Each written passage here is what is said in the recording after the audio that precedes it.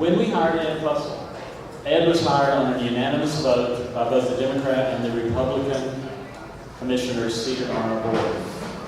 We also followed through for many years, unanimously voting to support the changes we put through. A lot of people, if they're new in the community, don't realize that year number one of my serving in office, we were broke. We had to go to TIB Bank and borrow $500,000 to make payroll. We had an old DC-3 that flew. It was totally cost inefficient. We had an old helicopter. We operated out of a tiny little house in Marathon. It was built in the 40s. We had no entomologists. We had no biologists. We had no scientific mosquito control at all. We had to rebuild that organization from the ground up.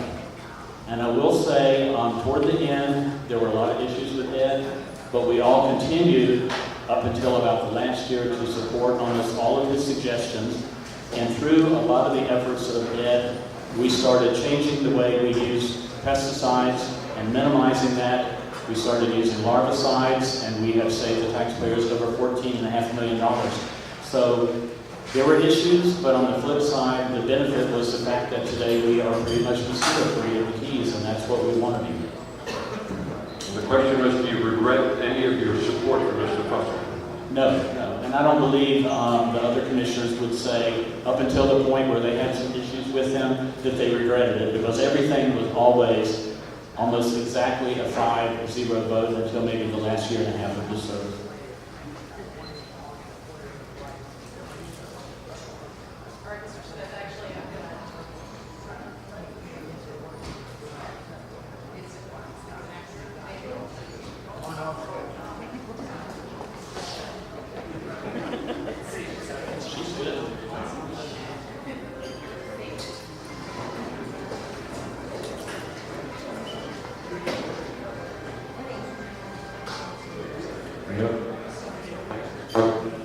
We go. I'll hold it for you. Let me see if I can manage it.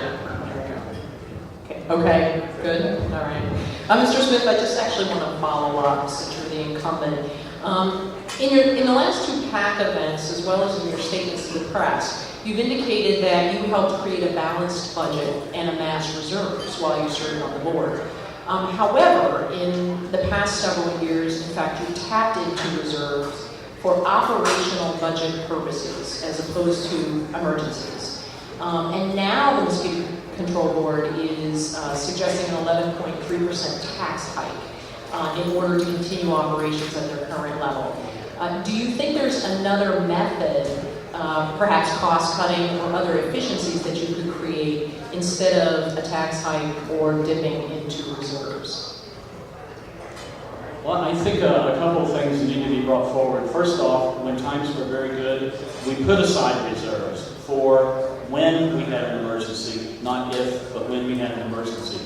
3 years ago, when dengue fever was discovered in Key West by a New York tourist, it was the first locally transmitted case of dengue virus in 34 years. We did use those reserves, which were put aside for an emergency, to hire 8 new inspectors. We put 4 in Key West, 2 in the Marathon area, and 2 in the Key Largo area to start hitting every home at a minimum of every 4 weeks to kill any of the larvae and to educate the community on what they needed to do to help us eradicate dengue fever. We also continued rolling back taxes or cutting taxes each year over about the last 7 years. And if you took the aggregate of what we did, it was, if we had done rollback every one of those 7 years, it would have increased probably somewhere around 43%, but we cut back. And by cutting back, yes, we had to use reserves. And at some point in time, when you tap reserves, you have to start looking at how you can begin to replenish them. We have cut this year out of the budget somewhere around $1.2 million. We have less employees today than when we hired 8 domestic inspectors 3 years ago. Thank you. Got it. Figured it out. This is for Tim. Without getting into all the technical stuff, which puts a lot of people to sleep here, what they're interested in as the individual background and things like that. My question for you is, I know you've held a lot of appointed offices with the city and everything. It's your first elective office. What skills do you think you bring to the table to the position of the mosquito control background, financial experience, management experience? Hello. Like I said, Bill had said, I've been serving community service for 8 years on the planning board, and I believe that this is not a partisan job. What we have, mosquito control, is a community service job. We are taking care of the health and welfare of the citizens of Monroe County and the tourists, and we're making sure that we eradicate and control mosquitoes in the district. My background is a general contractor in maintenance and purchasing and people in the field. That's my expertise, and I believe in the upcoming years with decisions on new technology and on accountability and accessibility to mosquito control, with the decision-making process at the planning board, I think it's hard decisions doesn't need to make, and that's what I'm trying to bring here, and a good work ethic. Thank you. It's a question for Steve. Steve, the proposed.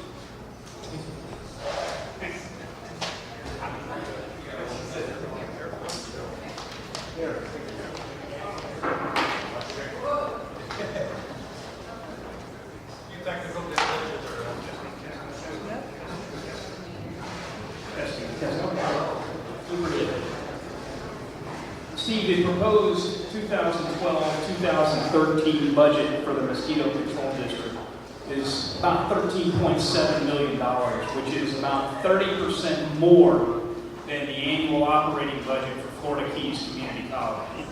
How do you respond to the voter who says, why does it cost so much money to kill mosquitoes in Florida Keys?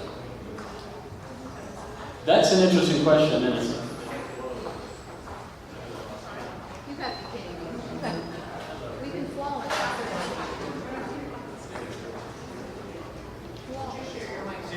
Here, mine. Yes, that's one of the issues that we were confronted with when we first had to raise taxes 15 years ago. How are we going to do mosquito control and afford to do it in the Keys with the type of budget we have? You've got to remember we have 3 district offices running over 124 miles. That's a long area to do mosquito control. We also had to look at things like our health insurance. We were under Monroe County's health insurance. It was costing us a ton of money. So as we progress in redeveloping and rebuilding Florida Keys mosquito control, we established our own health insurance trust, which now we are saving somewhere around $500,000 above what we were paying when we were under Monroe County insurance. We do have reserves that roll over in that budget to cover employee sick leave and employee earned vacation, so that if ever something happened and we were no longer there, the taxpayers have no extra burden. We're able to immediately pay out everything owed the employees. We have to set aside some money in this budget to do something with our facility in Key West. We may or may not get our lease extended by the city of Key West, or if they decide not to, we have to have a location here. We have 40 some odd employees based down here, which is about over half of our workforce. And more than half the residents of the Keys live on this side of the 7-mile bridge, so we have to be able to serve them out of here. So we're putting money aside for the Key West building. We are also looking at money to fund our OPEB, which is the other post-employment benefits. So, it's quite a bit of things there.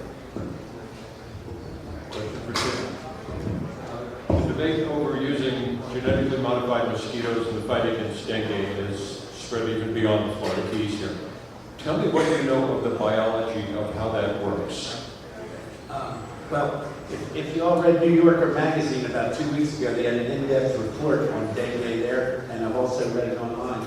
But the dengue, or the genetically modified mosquito that kills dengue, is actually an egg that they keep in tetracycline, not to get too technical, and in a dormant stage until they let it loose. To tell you the truth, my feeling on the whole thing is that we shouldn't do it because there's not a lot of research. The CDC CDC hasn't touched it, the FDA won't touch it. Until we get analysis and research, I don't think we should go much further with it. But if you really want to read the technicalities of what's happening, read the New Yorker article. It really gives you an in-depth look at how it works. And it's not good. You feel like we shouldn't be using them or shouldn't be looking at this? Well, we always should be looking at new technology, but when you read the article, it's a little bit like DDT. They said it was a miracle thing back in the day, and we found out 30 years later the ramifications of it, and with the genetically modified mosquitoes, I mean, it is working in Brazil, it's working in Texas, there's a lot less dengue, but do we know what's going to happen to the human population? Or are there any females within those male mosquitoes that are let loose when they let them loose? And that's not a sure thing either. Tim, I just want to follow up on that, because you're talking a lot about science. And I'm wondering how you would balance the concept of informed community consent, that is, what the people in the community are comfortable with, versus scientific and administrative decision-making. I think that's the responsibility of this board. We are not the scientists, we're not the technical people. We have a good staff of people behind us. We listen to what they say, and then the board is to give an honest opinion of it. Will this help the health and welfare of the people in the Keys, and will it kill mosquitoes? And we have to make that balance of, is it going to work? Is the science proven? Is the research right? Or should we wait until we have more research to protect all the citizens if it works? Because obviously, without protection, it's a bad situation. Question for Steve. The mosquito control budget is practically the only budget that is being recommended for an increase this year. Everybody else is cutting back with increases. That's a pretty good percentage. What is most of that attributed to?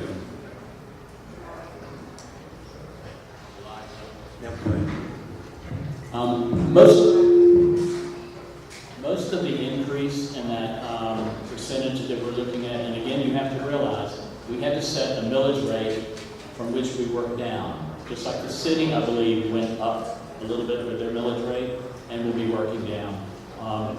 We are looking at trying to fund a Key West building or repair of the Key West facility.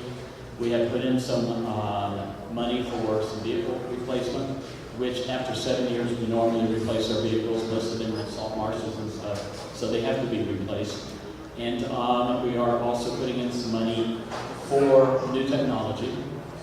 There is a possibility of keeping some money in for the GM mosquito project, but I would tend to think myself, as we go through the budget process, we will eliminate that, because again, we have no government oversight on the GM mosquitoes, and that will help us not go all the way up to that increase.